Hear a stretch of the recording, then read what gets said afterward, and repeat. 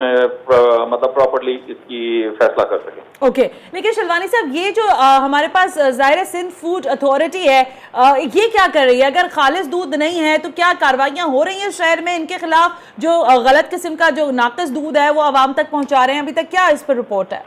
वो जी इंडिपेंडेंट जो अथॉरिटी है, इसके चेयरमैन साहब हैं, डीजी डायरेक्टर्स हैं, ये लोग काम करते हैं। दे directly do not work under my office, under मी, लेकिन हम इनसे रिपोर्ट्स लेते रहते हैं हर हफ्ते, हर महीने, और जब कोई इस किस्म का कोई वाकया होता है तो दे सबमिट अ रिपोर्ट, और रिपोर्ट फिर हम चीफ मिनिस्टर साहब को देते हैं। लेकिन इसमें अगर कोई शिकायत होती है तो डेफिनेटली इनके पास पूरा कानूनी मजाज है कि इस पर एक्शन ले।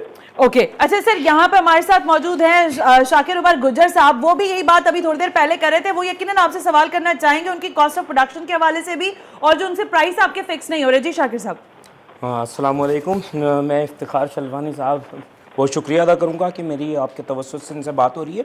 तो मैं कमिश्नर साहब से दरख्वास्त ये करूँगा कि चूँकि पिछला दूध का नोटिफिकेशन लिया था, सिंध हाई कोर्ट के अहकामात पे लिया था, और मिनट्स ऑफ मीटिंग में ये तय हुआ था कि हर 4 माह बाद इन्फ्लेशन रेट के मुताबिक दूध की कीमतें बढ़ेंगी या घटेंगी, तो उस पर क्यों अमल दरामद नहीं हुआ? और अब जाहिर सी बात है महंगाई मुसलसल बढ़ी है तो फार्मर भी बदहाली का शिकार है। तो मैं दरख्वास्त ये करूंगा कि फौरी तौर पे दूध की कीमतों में इजाफा किया जाए, कास्ट ऑफ प्रोडक्शन के मुताबिक हकाइक, शवाहिद और मेरिट की बुनियाद पे फैसला किया जाए। जी शलवानी साहब। हाँ जो गुजर साहब, बिल्कुल आप ठीक कह रहे हैं। इसमें काफी दफा मीटिंग भी हो चुकी है। एक मैंने खुद इसकी चेयर की, उसके बाद मेरे ऑफिस में पूरा एक कंट्रोल सेल बना हुआ है, वो इस पे मीटिंग करते हैं, और इसकी हमने जो एक कीमत तय की थी, लेकिन उसको इन्फोर्स करने में हमें आपकी और जो हमारी स्ट्रॉन्ग कंज्यूमर सोसाइटी है उसकी मदद की जरूरत है। और मेरा ख्याल है आपसे मेरी शायद मीटिंग नहीं हो सकी, लेकिन डेफिनेटली हम अपनी एक कंज्यूमर सोसाइटी की एक मीटिंग करेंगे, उसमें आपको इनवाइट करेंगे, और फिर उसमें जो भी आपके जेन्युइन खदशात हैं और जो आपकी चीजें हैं उनको हम डेफिनेटली। शलवानी साहब, ये जो खुश्क दूध मार्केट में है वही टी व्हाइटनर के तौर पर है, खुला दूध तो मिल ही रहा है जैसा तैसा है, लेकिन ये जो पाउडर दूध है इसका मटेरियल भी सर बहुत ज्यादा खराब है, और बड़ी बड़ी कंपनीज के बैनर्स के नीचे ये दूध जो है वो मुहैया किया जा रहा है। इस हवाले से कोई क्रैकडाउन, कोई प्लान, कोई चीजें आप लोगों ने चॉक डाउन की हैं सर? देखें, ये एक हमारी काफ़ी जो हैं एजेंसीज हैं फेडरल लेवल पे और प्रोविंशियल लेवल पे, जो इनकी क्वालिटीज वगैरह, पानी भी, दूध भी ये चेक करती हैं। PSQSR भी है जो इसको चेक करती है।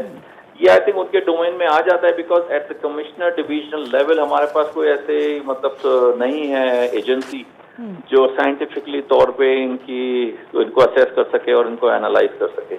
तो आई थिंक ये मेरे ख्याल में चीज़ एट लेवल ऑफ प्रोविंशियल जो इदारे हैं जो इसकी क्वालिटी को असेस करते हैं उनको ये करना चाहिए जी। ठीक है, कमिश्नर कराची इफ्तिखार शलवानी कह रहे हैं कि प्राइस की जो बात कह रहे हैं शाकिर उमर साहब, उसको रिवाइज किया जा सकता है और उस पर हम मीटिंग कर सकते हैं। तो ये एक अच्छी खबर तो आपके लिए हो गई कि जज़ाकल्लाह जी। पर कमिश्नर साहब मैं दरख्वास्त ये करूँगा, क्योंकि देखिए पिछले साल अप्रैल में दूध की कीमतों में इजाफा हुआ था 1 अप्रैल से, तो अब चूंकि अप्रैल, अच्छा वो टेलीफोन लाइन पर नहीं है। बहरहाल खुश्क दूध के हवाले से आपने बात की, मैं इस पर कुछ बात करना चाहूँगा। देखिए मैं आपको एक बात बताऊँ कि हम बेताशा और बेदर खुश्क दूध के नाम पे स्किम मिल्क और वे पाउडर इंपोर्ट कर रहे हैं, और सबसे ज़्यादा इंडिया से इंपोर्ट कर रहे हैं। आखिर क्यों?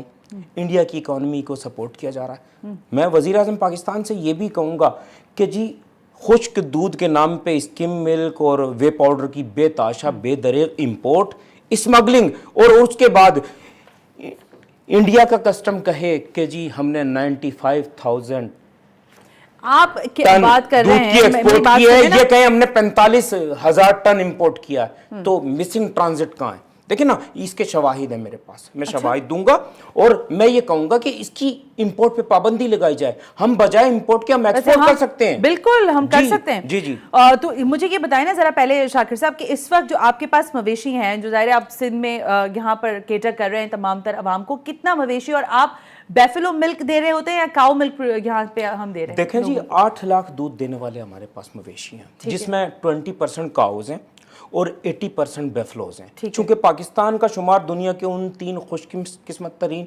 ममालिक में होता है जहाँ वाटर बेफलो पाई जाती है, और जो भैंस का दूध है वो दुनिया का सबसे ताकतवर तरीन दूध है। आप यकीन जाने के सर लोग तो कहते हैं बकरी का दूध इस्तेमाल करें, बकरी का भी बहुत अच्छा है, बहुत अच्छा है बकरी का जी, क्योंकि वो बहुत अच्छा है, माँ के दूध का मुतबादिल है, तो बकरी का दूध है। पर अच्छा, एक कॉलर आगे जरा उनसे बात कर लें। आप कह रहे थे ना सारा अच्छा दूध हो रहा है, साफ सुथरा बेचा जा रहा है, कोई मिलावट नहीं हो रही। इफ्तिखार साहब अस्सलाम वालेकुम, क्या कहना चाहते हैं?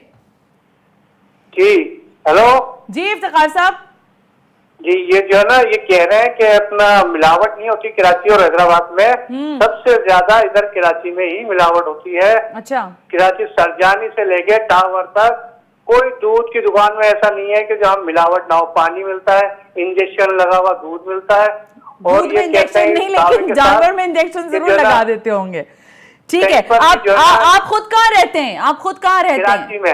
नहीं, कराची के कौन से इलाके में? मैं कराची नॉर्थ कराची में रहता हूँ।